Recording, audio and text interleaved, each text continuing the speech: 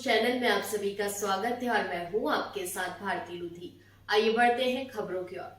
रमजान के पवित्र माह का आरंभ हो चुका है। मुस्लिम समुदाय के लोग एक बार फिर 26 दिन पश्चात ईद की नमाज अदा करने लाखों की संख्या में भोपाल की ऐतिहासिक ईदगाह का रुख करेंगे, जिसमें वर्षों से सिर्फ सरसरी चूना पोत कर मुस्लिम समाज को खुश कर दिया जाता है। एक बार फिर ईद से पूर्व ईदगाह और पार्किंग में स्थायी इंतजाम की मांग की जा रही है। ईदगाह और पार्किंग के निरीक्षण के पश्चात ही भी वक्फ बोर्ड औकाफ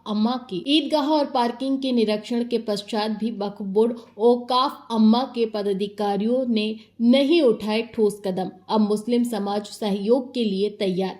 भोपाल के ऐतिहासिक ईदगाह में संरक्षण की मांग कौमी खिदमतगार भोपाल हाजी मोहम्मद इमरान ने ईद उल फितर से पूर्व मांग को दोहराया है। हाजी इमरान ने कहा कि वर्षों से ईदगाह की पार्किंग बदहाल, जगह जगह मिट्टी के ढेर, उबड़ खाबड़। जिस शान की ईदगाह और इसकी पार्किंग हुआ करती थी, वही शान से इसका अस्तित्व संवारा जाए। पार्किंग में ब्लॉक बिछाएं, सीमेंट कंक्रीट की जाए, रात्रि में लाइटों के इंतजाम और सीसीटीवी कैमरों के इंतजाम हो, बुर्ज को सुरक्षित किया जाए, चौकीदार के लिए अलग से क्वार्टर के इंतजाम किए जाएं। हाजी इमरान ने कहा कि सब पदाधिकारियों ने स्वयं ईदगाह और पार्किंग की बदहाली का निरीक्षण किया, पर ईदगाह और उसकी पार्किंग की सुरक्षा और संरक्षण के कोई ठोस कदम नहीं उठाए गए।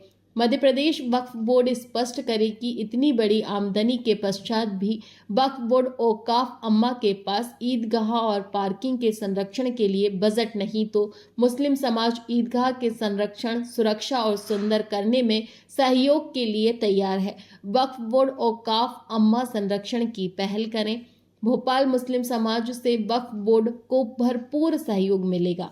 रमजान का महीना चल रहा है, आपने ईदगाह का निरीक्षण किया, क्या व्यवस्था है, क्या शासन मांगते हैं? बिस्मिल्लाहिर्रहमानिर्रहीम। देखिए 5 रमज़ान हो चुके हैं और आज से ठीक 25 दिन के बाद 24 दिन के बाद ईद उल फित्र मनाई जाएगी। इसी फिक्र को लेते हुए हमने आज ईदगाह का निरीक्षण किया, पर अफसोस की बात है कि ईदगाह उसी तरह बदहाल है जैसे पहले 15 साल पहले हुआ करती थी। कोई इंतज़ाम वहाँ पर नहीं है, झाड़ियाँ जंगल बना हुआ है, पार्किंग भी बदहाल हो रही है। बड़ा अफसोस की बात है कि मध्य प्रदेश वक्फ बोर्ड और औकाफ आम्मा के ज़िम्मेदारों के निरीक्षण के बाद भी अभी तक ईदगाह और ईदगाह की पार्किंग की सुरक्षा की तरफ कोई तवज्जो नहीं दी गई। हमने पहले भी मांग की और अब फिर इस मांग को दोहरा रहे हैं कि ईदगाह जैसी मायनाज हुआ करती थी वैसी ही उसको जो है उसके अस्तित्व को संवारा जाए, सरसरी चूना ना पोता जाए। वक्फ बोर्ड के पास एक पर्याप्त बजट है करोड़ों रुपए का, तो उसमें से कुछ बजट जो है ईदगाह के संरक्षण और सुरक्षा की तरफ लगाया जाए और वहाँ बुनियादी इंतज़ाम किए जाएं। और फ़र्जंदाने तो ही जब ईद उल फित्र की नमाज़ पढ़ने जाए तो एक मिसाल हो कि ये भोपाल की ईदगाह है और ये शानान शान ईदगाह में जो है यहाँ लोग नमाज़ पढ़ने आएँ। पर अफसोस की बात है कि हर साल ये मांग को दरगुजर किया जाता है।